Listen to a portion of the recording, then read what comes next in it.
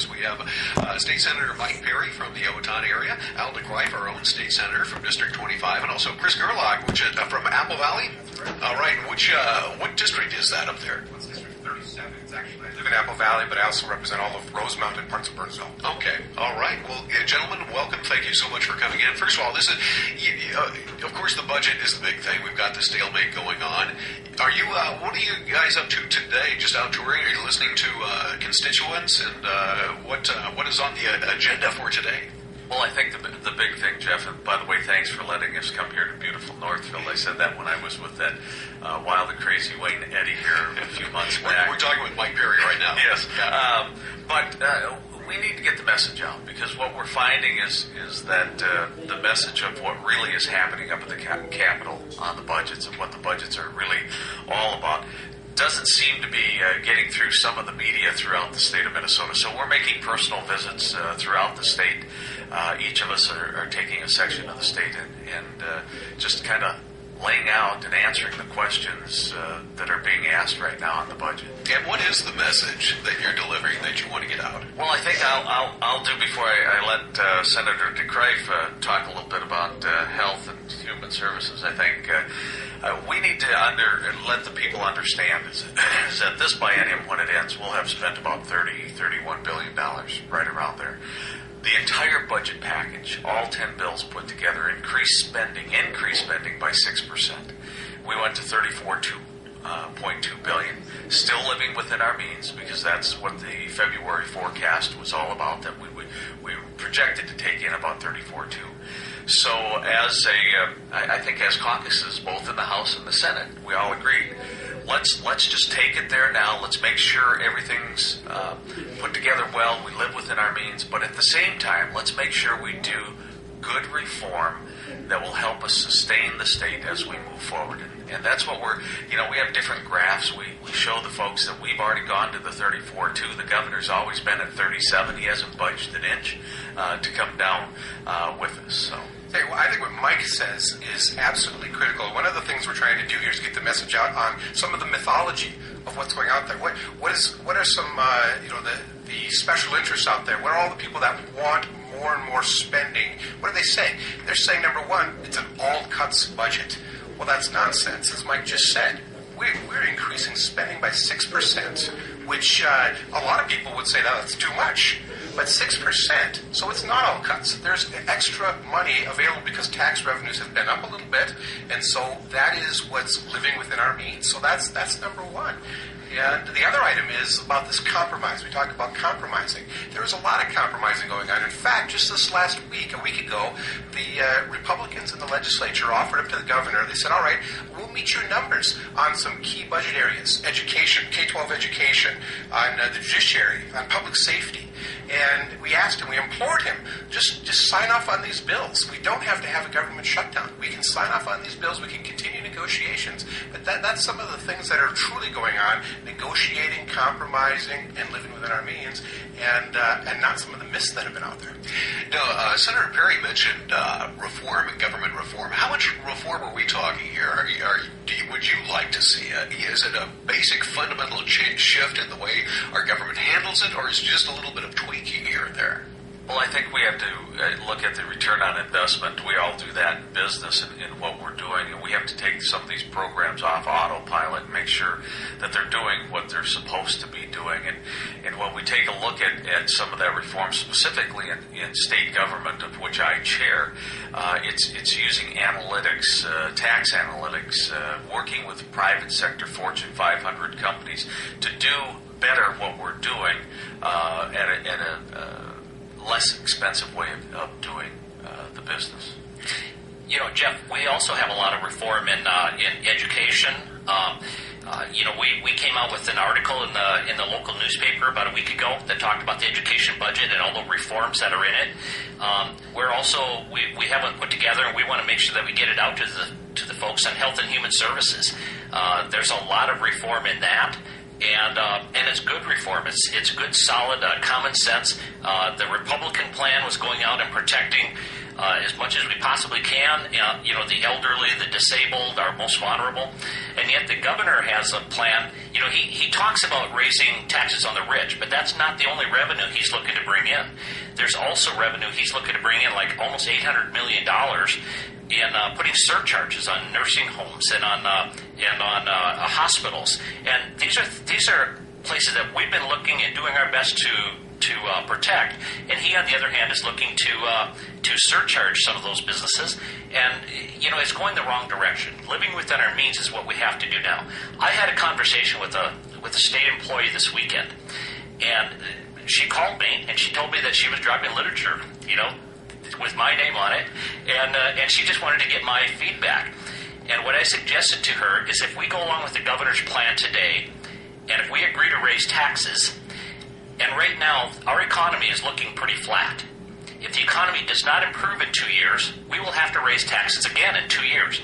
And it won't be just on the rich, it'll be on everyone. And I asked the lady, can you afford to have your taxes raised? And she said, no, I'm divorced. My ex-husband has to live in my house with me because I can't afford, not to do that. And she said, I can't afford my taxes raised. I said, well, 2 years from now, if we don't protect this now, your taxes will be raised. They'll have to be. So we have to draw the line now, and we have to say enough is enough. We can live within our means, and we have to find a way to do that. You mentioned, we're talking once again with Senators Al DeGreif, who you just heard, also Chris Gerlach and Mike Parry. You mentioned the K through 12 education, and the dollar signs are about the same for you and the governor, as you mentioned. But within that, there's a lot of differences. Tell us what those differences are, and is there room for compromise in there? Well, what we tried to do, what we did is we agreed to meet the governor's number on education, and we think that he should sign that. Not just education, but the courts and cops as well. I mean, we put together nearly half the budget that we met his numbers. And but in education, some of the reforms, teacher tenure isn't for life anymore. I mean, every 5 years, we think that they should actually be looked at.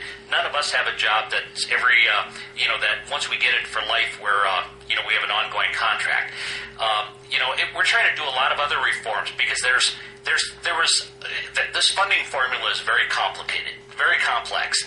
But there's parts of this funding formula that were being double dipped upon in the metro area. And what we were working hard to do is make sure that we were also getting some of that funding coming back to greater Minnesota. So there's something called integration aid that was just given to certain areas without any specific programs that they had to spend money on. So what we did is we did away with that program. We took that money and we distributed it across the entire state. And what it did is it brought more money into everyone else's area.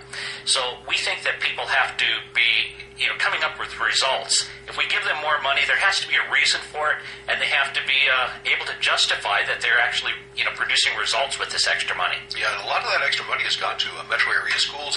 And Senator Gerlach, what about Apple Valley? Is that affecting the Apple Valley, and as you mentioned, several other towns that you represent within your district? Is that taking money out of your coffer and giving it to some of the outstate schools? Oh, well, the current system is doing that. The current system is. There's no question. The suburban school, the way the funding formulas work, it takes it shortchanges suburban schools and many rural schools in favor of what had traditionally been politically powerful areas in the cities where there was never any real accountability or demands placed on results and what was going on there, and it was there's funding going on to the tune of twice as much per pupil funding in the cities than it is in many rural communities and the suburbs. And once again, we're talking with three of our local and area state senators, Senator Chris Gerlach, Senator Mike Parry, and of course, Senator Al DeGreif. Jeff, before we finish on education, remember one thing. The budget increased education overall statewide by 3.2%. So when folks say that we slashed and cut education, that's not true. There was an increase there, and I think even you had some numbers on the per pupil increases that we saw just for the Northfield area, if I'm not mistaken. Yeah, I think when you compared this is Senator DeCrave, I think when you compared actually the 2011 to the 2013 budgets, after our programs would be completely implemented, I believe it was like $300 per student, plus, that you were going to ultimately gain. Now, again, this formula is very complex, and there's local money involved in this, there's state money involved, and when we look at the big picture, there was most certainly an increase in the Northfield School District. Gentlemen, what about we're 2 weeks away, a little over 2.5, 3 weeks away from a government shutdown. Is that going to happen? Are we going to have one? When push comes to shove, is there room for movement between the governor and the legislature? Jeff, we are working as hard as we can to avoid that. 3 weeks before the end of session, we had our bills pretty well put together, and we invited the governor and his commissioners to come in and talk with us about what do you like about our budgets, what don't you like about our budgets. And he said, no, I want to raise taxes. And we're going, yeah, but governor, we can't afford to do that.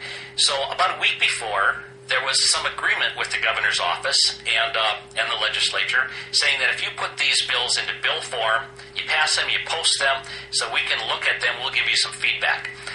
So we did that. We passed them, we got them posted, he looked at them, and he goes, no, I don't like anything in them, I want to raise taxes. And Jeff, at some point, we're just at an impasse, and we're trying to break this stalemate, and we're trying to get the governor to agree to the fact, if you're going to shut government down, and this is on him, it's him shutting government down, if you're going to shut government down, let's at least hold harmless certain segments of this economy. Let's make sure our courts are open. Let's make sure our cops are on the streets. Let's make sure our education's moving forward. If you're going to shut it down, let's at least hold harmless some of these areas. I would even add one more. I would say transportation. We have a short window of opportunity here in Minnesota to fix our roads. We have a lot of potholes.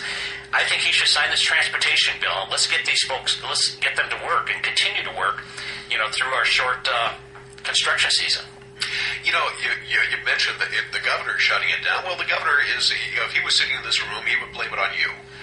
If it did shut down. So everybody's going to be pointing fingers, but the bottom line is, a shutdown is some pretty big stuff. Everybody's going to be responsible for that, and Well, I would argue against that. We produced 10 bills that fit into a balanced reform budgets, lived within our means, 34-2.